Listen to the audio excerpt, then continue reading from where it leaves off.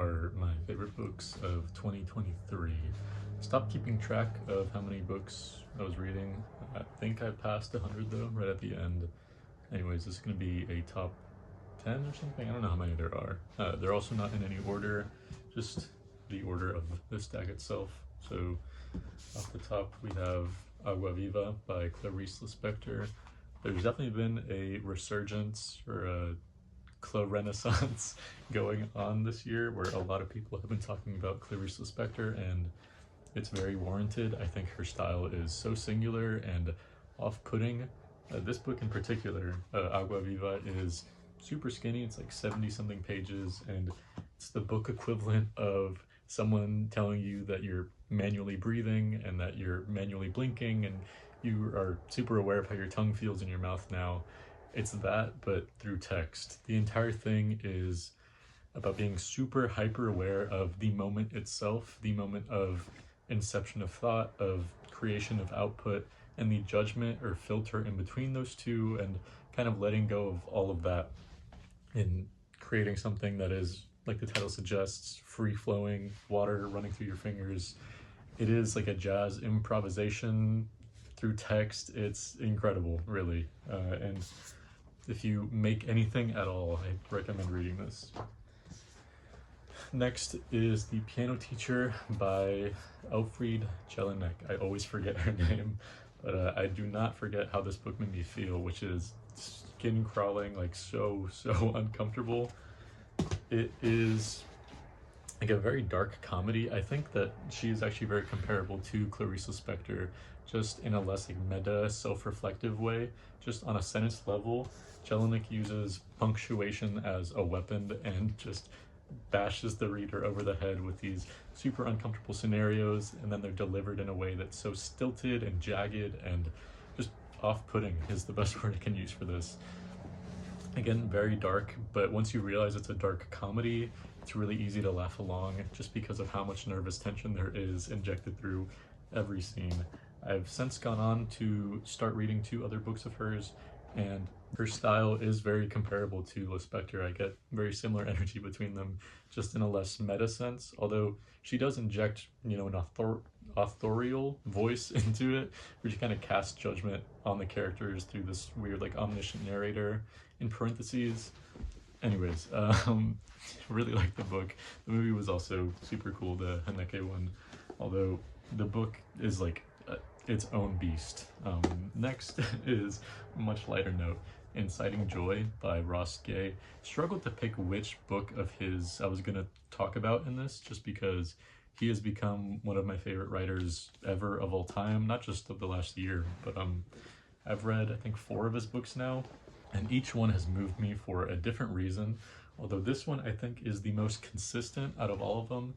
It's not so much short stories, but the other book that was in contention, The Book of Delights, is just a bit more bite-sized, and I think that in an essay form he shines in a way that I hadn't experienced before and was really impressed by. He's a poet, a professor, and a just great person. His energy is infectious, and his lens on life is something that I wish I could replicate. And these books, in the moment I'm reading them, are the closest I'll get. Just really moving, really powerful nonfiction. This book just kind of goes through really lasting and impactful memories of both sorrow and joy, the intersection of both, and what allowed them to kind of spring up in the first place.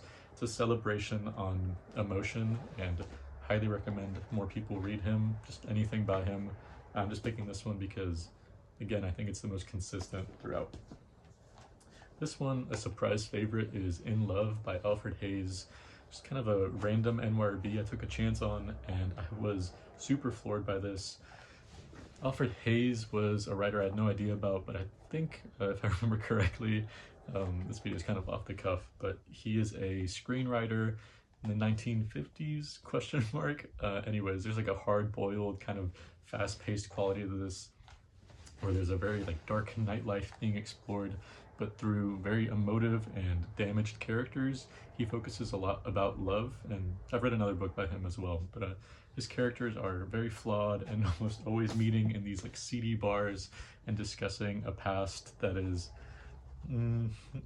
questionable at best.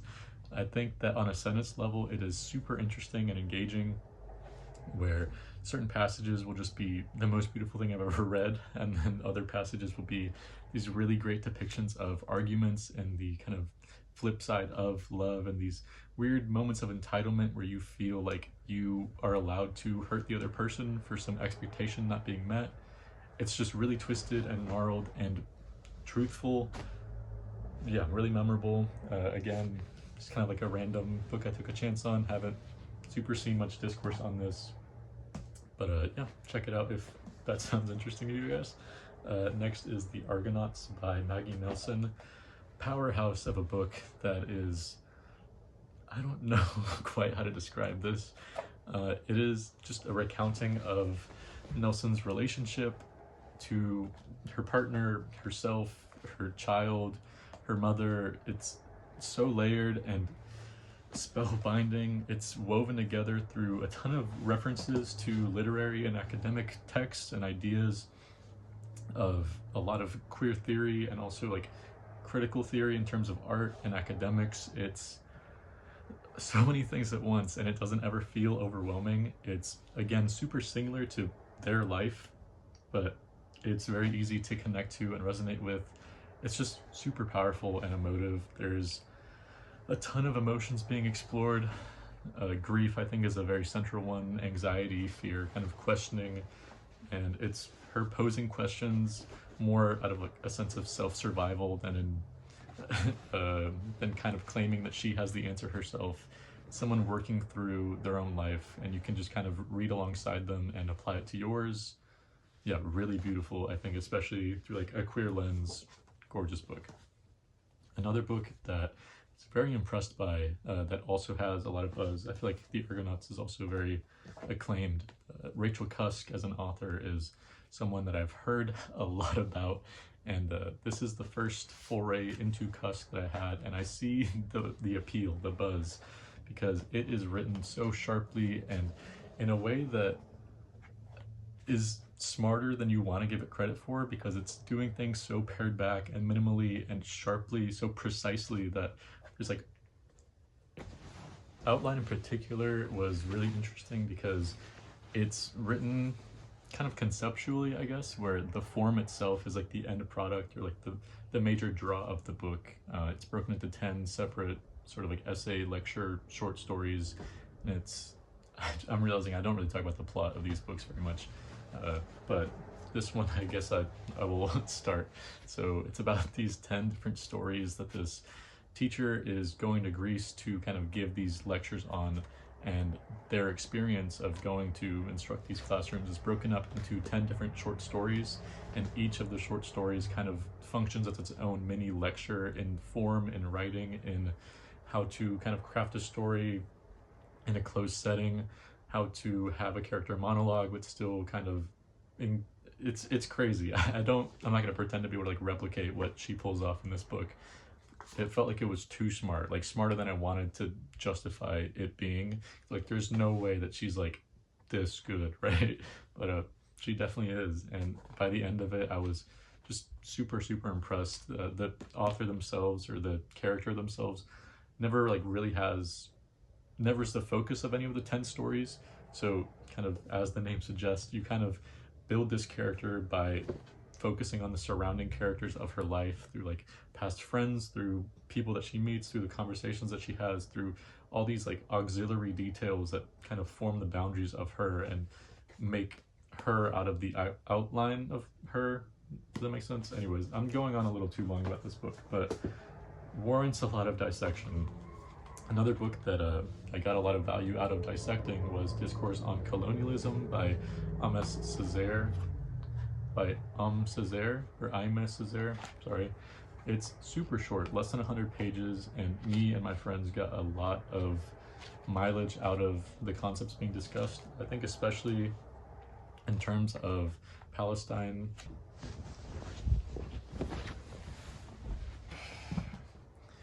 I'm finding myself being a little overly critical of how I'm phrasing how this book applies to Palestine, but I think just large context is understanding the conditions that allowed where we are to occur, and how as Westerners, as people, or me as a person who lives in the United States, how we're kind of complicit and play into imperialist constructs, especially in the regards of colonialism. This book is super short. I think it's like super dense, and like for real, every page has something that we annotated and were able to discuss. I think a lot of people would get something out of reading this, and I recommend you do so now, especially. Some more books that I don't own. Another one I recommend a lot of people to read is The Right to Sex by, I think, Amia Srinivasan. This book kind of cracks open a lot of feminist theory in a way that is super useful, both if you're familiar or unfamiliar with it to begin with. I think the major appeal of, if you're kind of already in the know, is the non-Western lens on a lot of the issues that come up. I think is very helpful. And then if you're kind of brand new, I think the essays are structured in a way that is super consumable, and each one isn't super long. There's like an audiobook that I thought was great and really easy to follow, but the essays themselves aren't super complicated either. Letting my friend borrow it right now, and they're already getting a lot out of it. I think it's just something everyone should read, regardless of, you know, your level of education. One of like the best nonfiction books I think I've ever read, and super recommend it. Back to some fiction. A short story collection that I loved this year was What We Talk About When We Talk About Love by Raymond Carver. It is just a skeletal and sort of murky, liminal collection of like middle Americana families and households that you're just dropped in the middle of with very little context, and just have to struggle to reach your way to the surface. I listened to Katie talk about it recently, and I think they said it best when they were talking about this, because I read it for their book club, is that it's all about the subtext, and it could not be more true. There's just so much going on underneath the hood that you can sense from like the tension between conversations, from what isn't being said, from the awkward silences. It's just like domestic horror in book form, each little bite-sized chunks that are equally uncomfortable but for different reasons.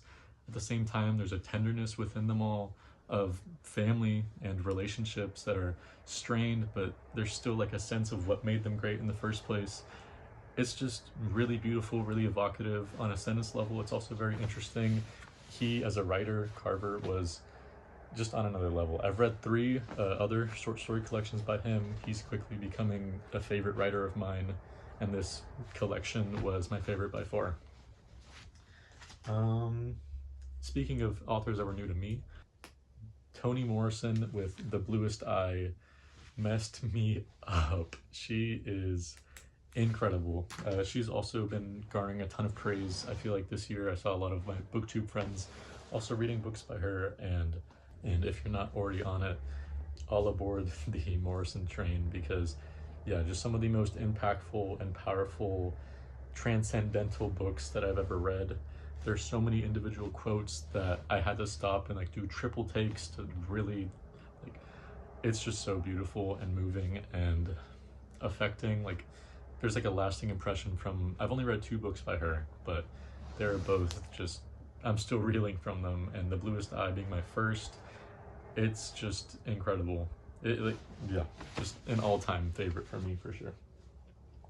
Another author that I am falling more and more in love with is John Williams, and struggling to pick between Stoner or Butcher's Crossing. I think he as a writer is incredible, and all of his books are so distinct from one another that I kind of wanted to cheat and put both, but you know, just wanted to keep it one per author, because otherwise the list would get really long. So I'm gonna go with Butcher's Crossing because of how much it surprised me. I think initially I was kind of skeptical on whether or not I could like a Western, but there's so much interiority to the main character for sure, but to all of the characters, I feel like they have this quiet resignation and like pain, and they're all just masking something.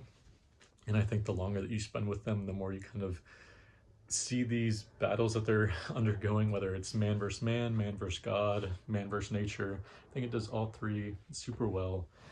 It's just really incredible and super layered, and it's essentially, sorry, I don't really talk about the plots. It's essentially the story of these buffalo hunters going out in like the 1800s to, you know, score big on whatever. And as they go on and hunt, they end up getting snowed in and just get isolated and spend a lot of time trying to survive, and they stop being the same person essentially while out in the elements. And it's kind of about like a loss of self, a reflection on identity, on goals, on greed, on capitalism.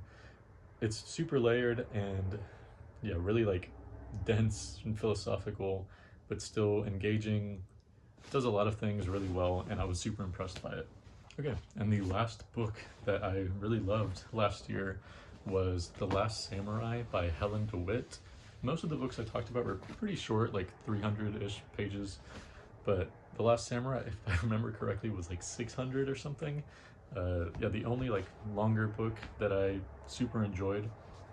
Not that I didn't read more, they just didn't land nearly as well. Helen DeWitt is a really impressive writer. I think the two books that I've read by her are like opposite ends of the spectrum in terms of length. The English Understand Wool, it's like 50 pages or something, and this one's like 600, and I think both of them kind of showcase a central strength of her, which is just stylistically she can create a scene so immediately and come up with a premise that feels elevated even though it might not be doing that much underneath the hood. What I do commend this book on is how many styles it does well. It's a book that I kind of struggle to like recount plot-wise, because it's not so much about, you know, what's happening, it's how you're conveying what's happening. And I think in this book especially, whether it's like an academic context where in some elements it starts off as kind of like a campus novel and it transitions into something that's a bit more like tongue-in-cheek and I don't know, just super fictitious and like elevated in like a sense of like slight suspension of disbelief. But on a sentence level, I just think it's so interesting. It's so polarizing. I was reading this with someone or trying to, and they ended up giving up initially because they were like, I don't like this. And I was the opposite. I finished kind of like the 50-page prologue or whatever, and I was like, I am in for a treat. I've never read anything like this, and I could not wait for more. It was just a really great feeling to have a book be that long and just not know at all what I was in for. I could just kind of go like on these super long binges of just 50, 100 pages at a time, just getting like swept up in this story that wasn't super linear. It was just, yeah, really, really interesting, and I don't know, a really cool book. I think that's the list. I'm sure I'm forgetting something because I stopped like keeping track of what I was reading, but those were for sure some books I liked. I might have missed something, but yeah, thanks for watching. I know I'm like super manic in this. I just drank too much coffee, but I'm good. Yeah, anyways, thank you for watching. Bye.